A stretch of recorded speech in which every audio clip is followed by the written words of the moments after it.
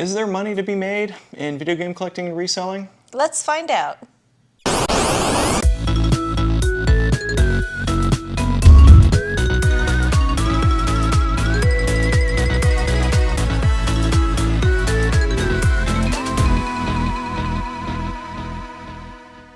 So welcome back to our channel.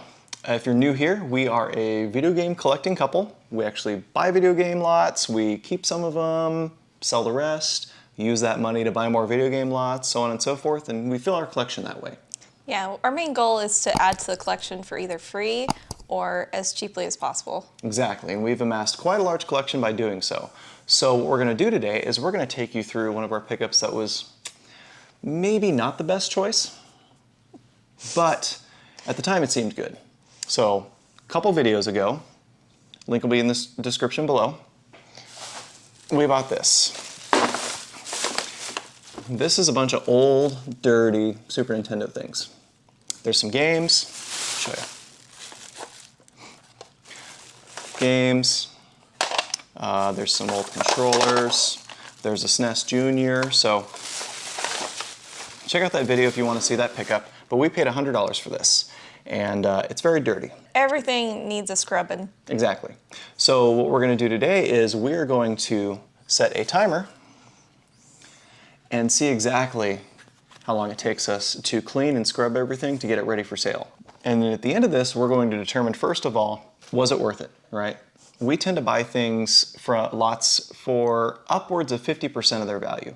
And a lot of people don't spend that much on it. We do because this isn't our full-time job. We have full-time corporate jobs. We do this just to fuel the collection. Yeah. So sometimes we get it for a little less. In this case, we paid $100 and the approximate value ended up being about $260, which is about a 38% buy rate. Yes, however, the power cord was destroyed, so we did need to invest some money in a new power cord to enable to, you know, flip this to get some of our funds back. Yeah. Full disclosure, we had an extra aftermarket Super Nintendo cable for AV. We are keeping one of the games. Yeah. We already cleaned this. This is Wario's Woods, decently valued game. Works great, and that's in our collection. I'm going to set a timer. We're going to put it right here so you guys can see. And then we're going to go ahead and get started, see how this goes. All right.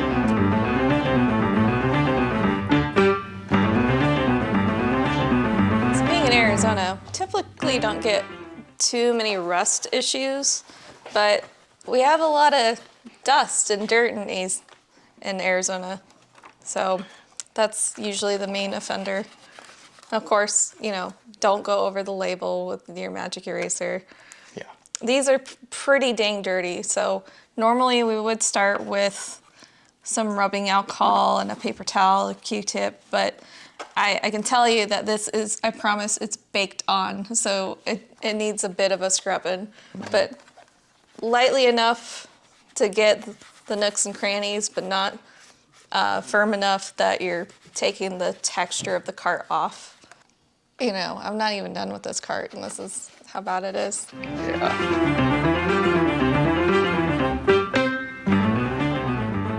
This one looks done. First one down. I'm a horrible YouTuber, and we needed to take a break to set up better lighting for you, so sorry about that. Now you can see our faces. Hey, you can actually see us, so now we'll continue. Now you can see the discoloration. Well, I don't know, that might be washing it out a little bit. Now it looks good. So we're not going to clean Star Fox because it was full of roaches and it's not anymore, and we know it doesn't work. So we'll do something with it at some point. We'll see. Well, for now, it's just a broken cartridge. All right. Starting to open them. Yeah, so we got this new toolkit. A name on that, jeez. We haven't used it yet, but I'm pretty excited because it looks Really nice. I've used it. Well, I haven't used it yet. Oh man, it's magnetic. Yes. Wow. Look at this. If you're curious, it is called the Chardin toolkit. The what? It's called Chardin. Okay. Yeah. And Oh man, it even has tri-wings. I don't think I'll strip any screws with this kit. Yeah, it actually fits. Wow. The other cool thing about working with IPA is you find every cut on your hand. Oh yeah, see? Some of these areas are coming off nicely. Just gotta let it soak in a little. Well, good news, everybody. There's no roaches in this one. Thank God. I hate bugs. It's kind of surprising how clean the inside of this cart is compared to the part that's exposed on the outside. You see that? Yeah. And to be fair, we don't like spending this much time having to fix or clean things, so we probably won't pick up a lot this dirty ever again unless there's real expensive games in it. I mean, if there was dirty Earthbound in there, we would have been driving maybe a little over the speed limit to get there. Yeah. It's fine. I can give it a little scrubbing. Yeah. A while back, we asked questions of all of our viewers of maybe some of the questions they have for us or recommendations for games, and let's go through a few of those now for fun. We got some messages on Instagram. We got some messages on the Facebook or the YouTube post we did. So let me go to the YouTube post and go through some of those. Now, some of the questions might be better for an upcoming video, but we'll try to answer some of the ones that are easy. Yep. Here's a good one from Jeffrey Payne. What are your thoughts for current JRPGs versus retro JRPGs, specifically the SNES and PS1 era? That's a good question. I'll let you. Compared to like today's games? Modern versus retro. Well, the big thing that I noticed right off the bat is quality of life upgrades, like having a functional map. Oh man, such a nice thing. That was huge for me, like going back and forth between, like Trials of Mana and then going into like Dragon Quest 11 is functional maps is a huge thing. Now, of course, in the Super Nintendo era, typically you had a paper map with your instruction manual. But for those that were good enough to keep them. Those are gone now. Instruction manuals. Do anyone remember instruction manuals? I do. So I think Donkey Kong Country is done. That looks pretty good. I'll put that in the stack of done. So I hope that answered your question. Thank you for the question. Appreciate it. This is a good question. A lot of people actually ask us this. From Brendan1802, have you ever considered collecting pre-NES consoles like the Atari 2600 or Intellivision? So I can answer this one a bit, right? Yeah. My first console I had that my parents played all the time was the Intellivision 2. I still have my childhood console, still works. We have like Bomb Squad with the talkie box and everything. And we don't really play it much. Yeah. At all. It's there because it was important to you. Yeah. The one that we did take from my childhood collection, like family's collection, that predates the Super Nintendo is the Vectrex. Yeah, we have an almost complete Vectrex collection. And it has a box. It's really beat up, but the Atari itself is in pretty great shape. I mean, the box was shipped from like Germany to here. Yeah. Yeah, this one cleaned up pretty good. It's not a very good game, but it cleaned up pretty quick. So the long and short of that answer is we don't really have a lot of nostalgia for anything pre-NES. She didn't really experience the NES. She grew up with Amiga. I grew up with NES, so a lot of the NES stuff we collect is stuff I want. I mean, or my friends had and I didn't have. We'll never really come across Amiga stuff unless there's a collector that decides to sell off their collection at some point. There's Yoshi Safari. Thank you for your question, Brendan. Next question is from Dak Will. How long have we been collecting games and related items for? So we've always like collected games as like normal gamers. Yeah, we had I think you have a photo of our original collection. It all fits on a shelf about this big. Yeah. And it's like. And it was only like half of that shelf too. Yeah. Now I've always been collecting Final Fantasy. That's always been one of my favorite series growing up, and I've always strived to want all of them. Not necessarily complete, but all of them, at least loose. And she also loved Final Fantasy. Yeah. So when we got married, those joined together and we have like duplicates and we just kept them. Yeah, so we went through a stint of like hobbies, right? I mean, we both loved Magic the Gathering, the card game, for a while. And then we kind of transitioned into Final Fantasy Brave Exvius. It's a mobile game. It's a pretty good one. And we went to some pretty cool exclusive events, and that was a ton of fun. And then we kind of realized that the amount of money that we were spending on a mobile game, we could be buying physical games. Yeah, that was before. That was just our money. That wasn't like. Yeah, that was Yeah. just, you know, like we set aside an amount of money that we put towards Magic, and then that set of money became Brave Exvius. Yeah, that's And when we started yard sailing. Yep. And we yard sailed for probably 2 years before we started YouTubing. Yeah, I want to say we started like serious collecting retro games and newer games in 2018. So technically, we've only been seriously collecting for about 3 years. Maybe 4 now. In general, so we're at about 3,000 games. We don't collect everything we find. We just collect games we want to play, except for the consoles we want to complete. Like the Vita, we completed. Yeah. We're trying to complete 3DS, and then casually completing Dreamcast, which we're actually doing pretty well with. Which, if I could make any recommendation about going complete on a system, it's probably not the best idea to do 2 systems from the same generation. Yeah. Because the amount of 3DS games and Vita Vita games and PS3 that overlap is crazy. So This guy's ready to go. nice Excellent. and clean. Not an expensive game. So thank you for your question, Dackwill. Next question is, do y'all think you might ever get to a point where you could see yourselves buying and flipping games full time? That's a good question. You know, it's tough. Obviously, if we were to do it full time, we would have to Have you know, not be working 9 to 5 jobs. Yeah. Because the time it takes to Yeah. source our products, like, you a know, lot- a lot of time. That's definitely full-time job. Yeah, the amount of collection we have has been sourced from our weekend or after work time. Right. The short answer is, that's not really our goal. Our goal is to keep collecting and enjoying it and then sharing it with you guys. If it becomes a thing at some point, then maybe. It can be a good side hustle for people too. Yep. But Yoshi's Cook Safari is done. So thank you for the question. Okay, this one's a good one. So this is from Hyder Khalid. My question is, since the channel name is JRPGLife, why don't you guys upload videos about JRPGs? For example, reviews or any content related to JRPGs. I do see that you guys focus on picking up JRPG games more than any genre. And I do see rarely some videos about JRPGs in a nutshell. Are you guys planning to keep the content strictly about video game hunting and collecting, or will we ever see blah, blah, blah?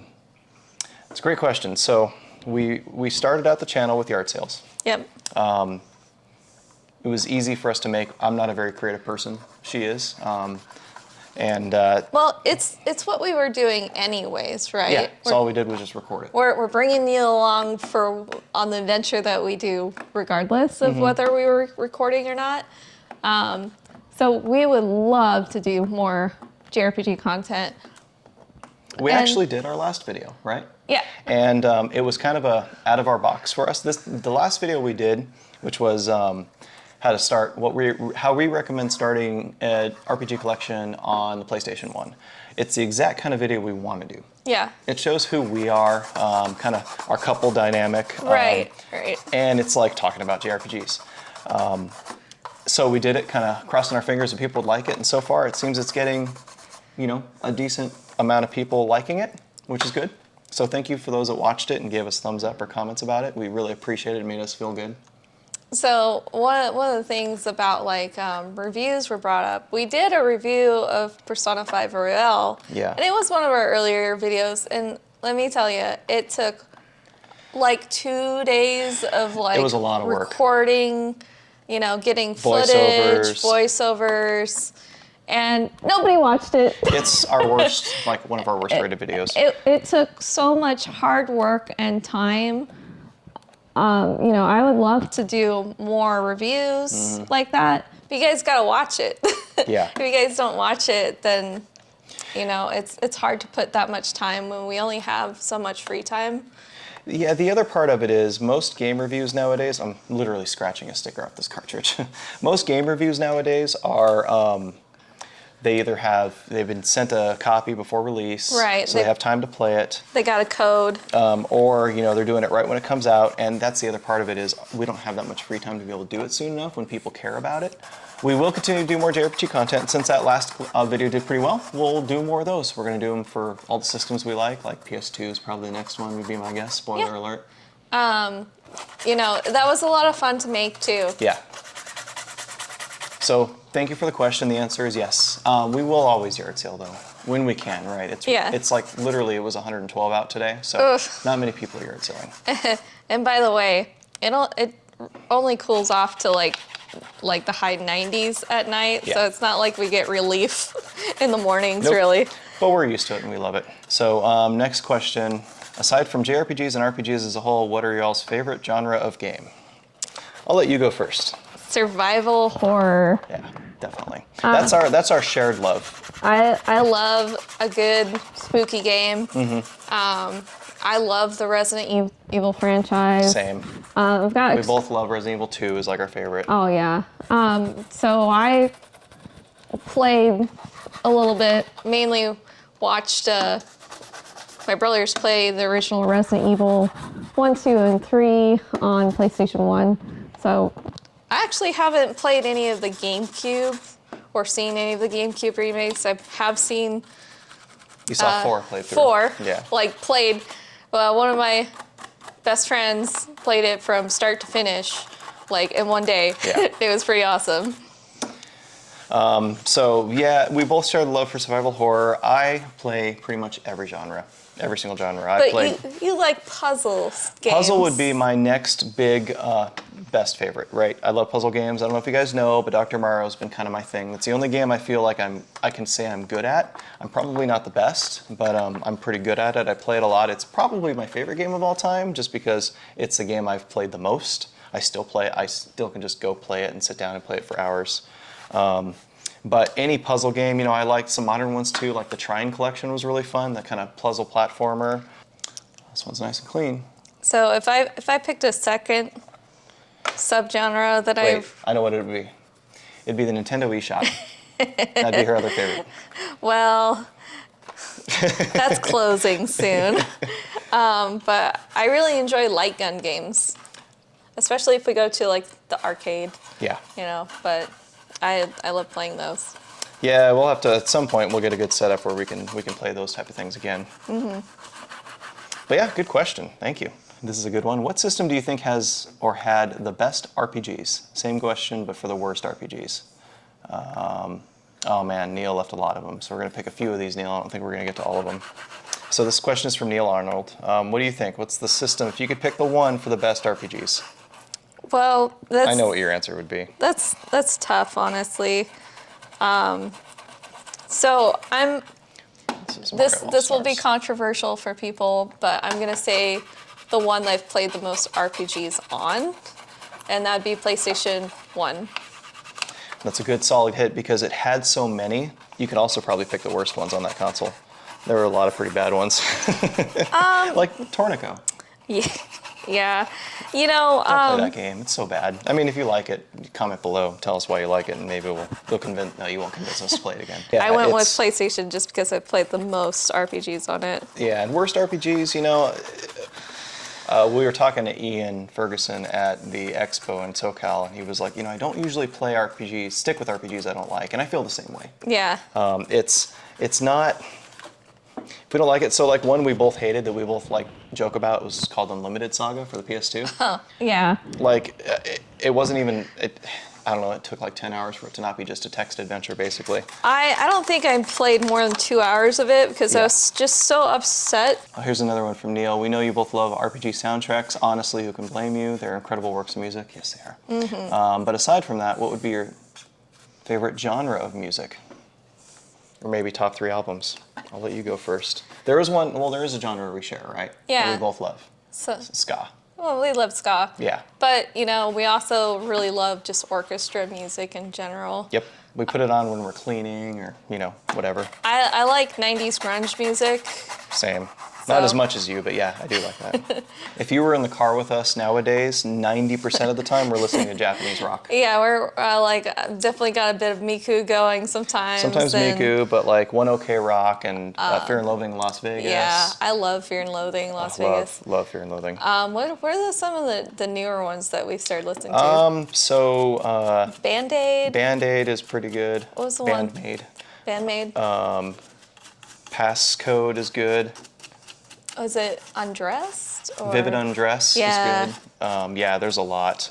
We saw Baby Metal live in concert. That was wild, by the way. Yeah. Really weird experience, and I saw a lot of jaw drops that didn't expect what was coming. We went to a Miku concert like 2013, I think, Yeah. together. Yep. And that was a ton of fun. Yeah, it was weird, but it was awesome.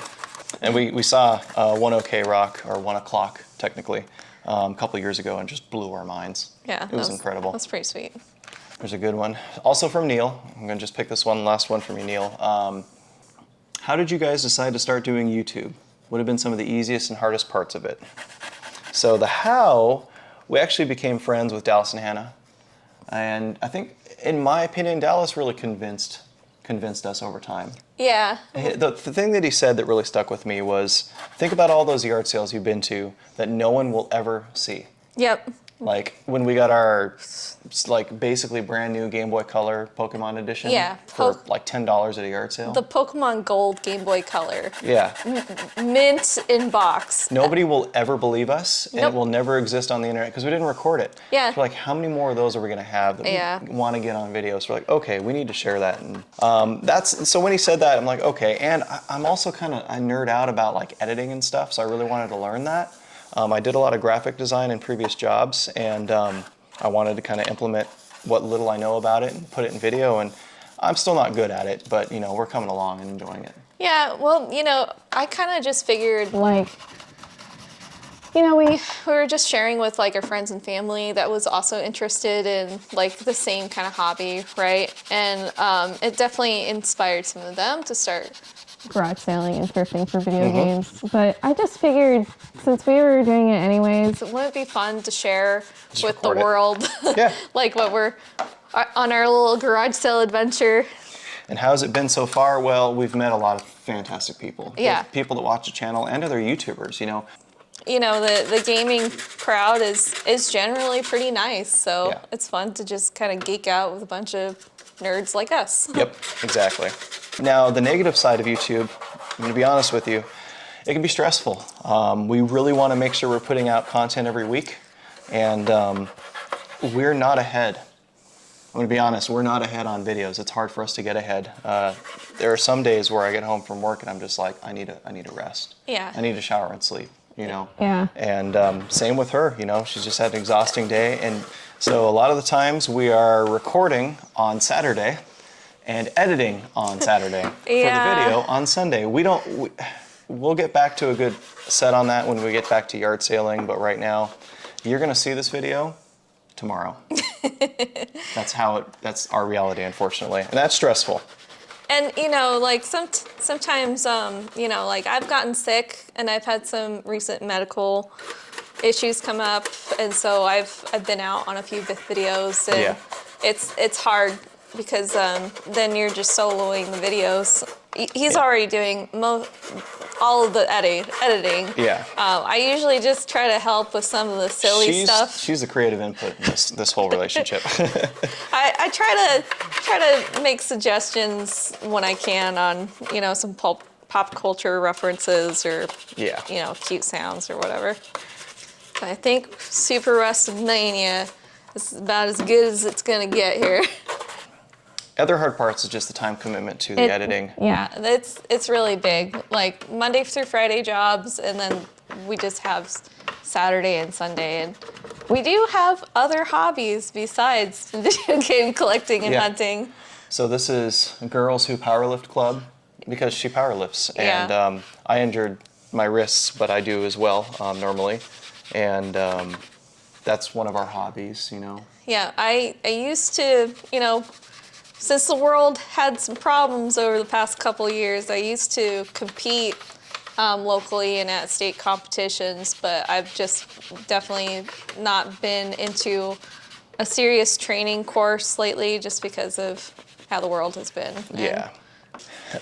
And then honestly, editing is, I love it, but it can be stressful when it's like, I gotta finish this before going to bed. Yeah, sometimes a video can only take like 4 hours to edit. 4 hours is a small amount. Yeah, that's a short amount of time, but you're typically doing 6 to 8, and sometimes 12. Yeah, I've done some 12s. The longest one we ever did was probably the Vita video. Yeah. Which thankfully is one of our most liked videos. Yeah, So. that one was a lot of work to not only edit, but record. Yep. So Neil, thank you for the questions. Appreciate it. This is still marked up, but it's not too bad. So I'm Could gonna try call some, it good. maybe Goo Gone or something. It's like maybe. I'll start taking some apart. So this one is from Mort. Mort's Garage is another fantastic YouTube channel. Make sure you check him out. I'll link that in the description below as well. He's just started a few months ago, and he's just like feet on fire right now. He is blowing it up. He's doing great. He's and he's a super good guy too. We're gonna meet up with him at the Game On Expo and shoot some video. Oh. Food's here. Hold on one second. We're gonna go through Mort's question and then we'll eat. So Mort from Mort's Garage asked, JRPGs are notable for taking many hours to enjoy and get the most out of. As JRPG fans, what does that kind of time commitment ever interfere with your regular non-JRPG lives?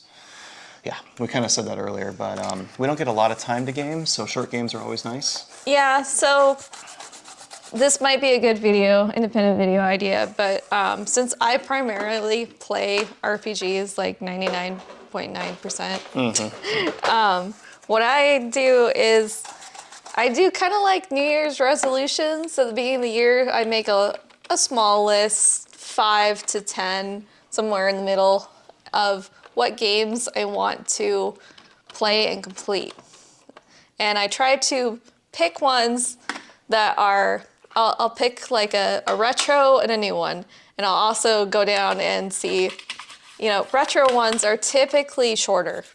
Yeah. Try not to be like, ooh, shiny new game.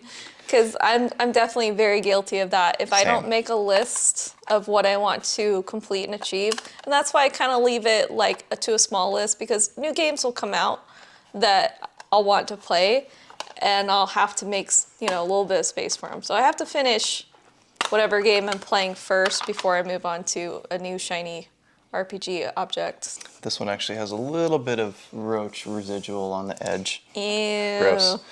So my answer to that is I play everything, including RPGs. So I actually rotate genres. Right now, we're playing through Tales of Arise, which is the main game I would consider that I'm playing. But the next game will be not an RPG. I'll probably go through like a platformer or puzzle game. I'm always playing Dr. Mario in between things, and I'm usually playing some sort of racing game. I'm not a simulation racer fan, I'm an arcade racer fan. I've been in between RPG breaks, like when she's not around, because we're playing Tales of Arise together. I'll play like Dangerous Driving, I'm playing a lot right now, and Danger Zone, which is like the Burnout style crash mode version of it. Really enjoying that one. A little bit of Cruising USA. But that's how I keep going, is I play a lot of short games in between, so I don't get stuck in just one. Don't get the RPG burnout. Yeah, exactly. Another one of Mort's questions. Are there any JRPG tropes that turn you off to that genre? So, I don't know. We collect like the fan servicey ones too, because those can be silly and fun.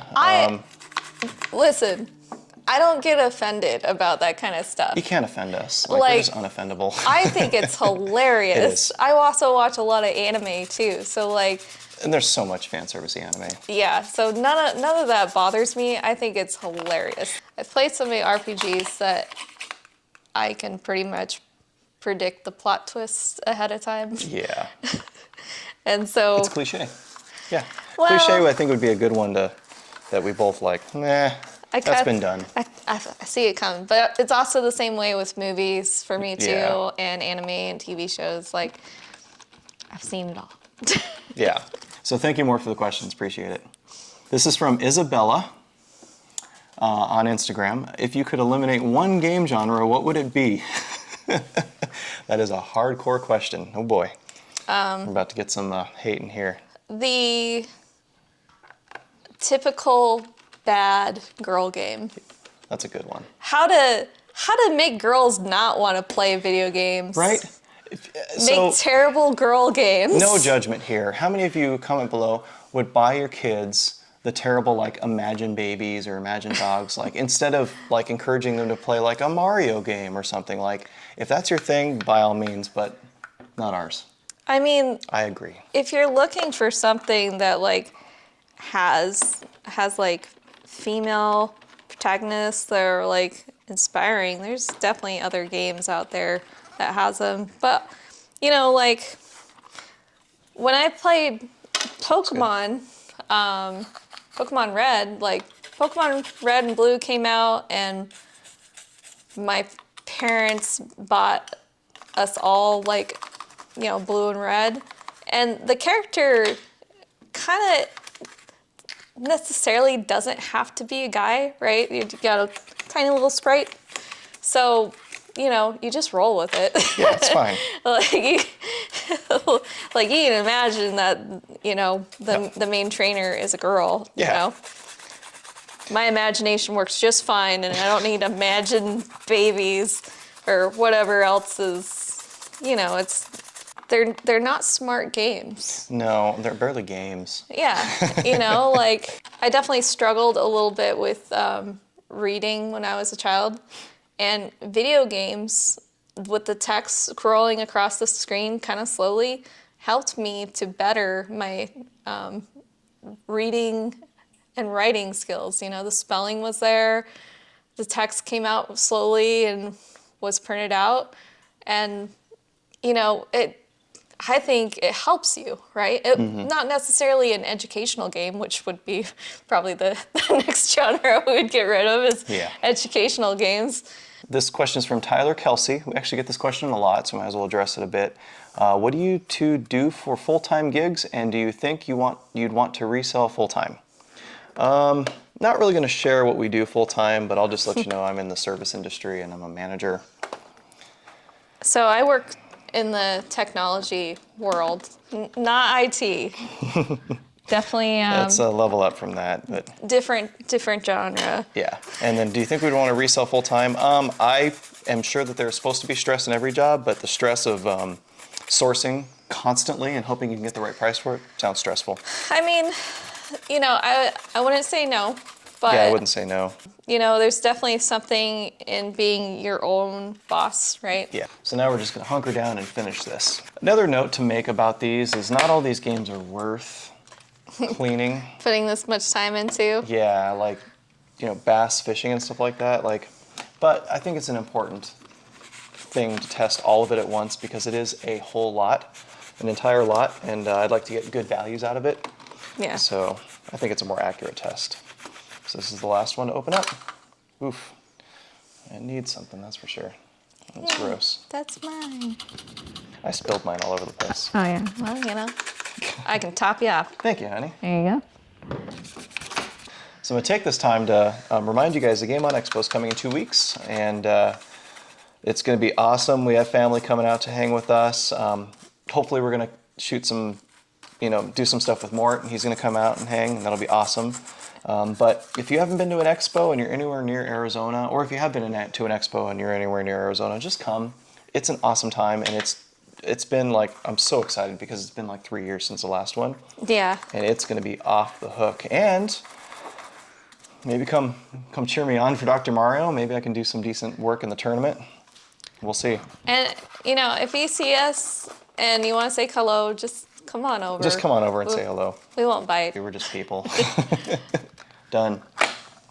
I just need to line this up correctly and put the screws back in. Give it another good wipe down. This might have been a little longer than it should have been because we're answering questions, but that's okay because, you know, in real life, things happen while you're doing things. Like the DoorDash delivery. Yeah, like we got food waiting for us. Almost there. And... Time. Stop. 1 hour, 13 minutes, 8 seconds. That's a lot. So stay tuned. We're going to stop take a break for food, and then we'll be back in a bit. 2 hours later. So to make this a true test, we're actually going to test everything as well, because you really don't want to sell stuff unless you test it. Right. Let's be honest, especially old cartridge games. So let's set the timer. We're going to kind of take away some of the negligible things, right?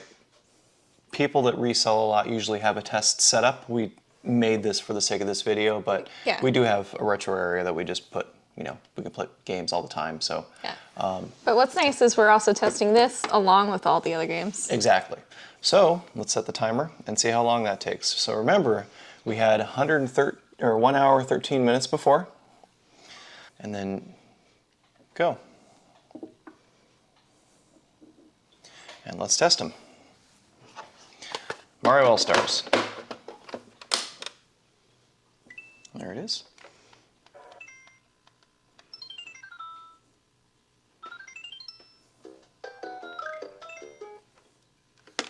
That looks good. Disc games, yeah, you got to test a little bit longer than like 5-10 minutes to really determine if it's going to keep playing. But for cartridges, if they get that far, I think they're good. That's my opinion. Next, Miss Pac-Man.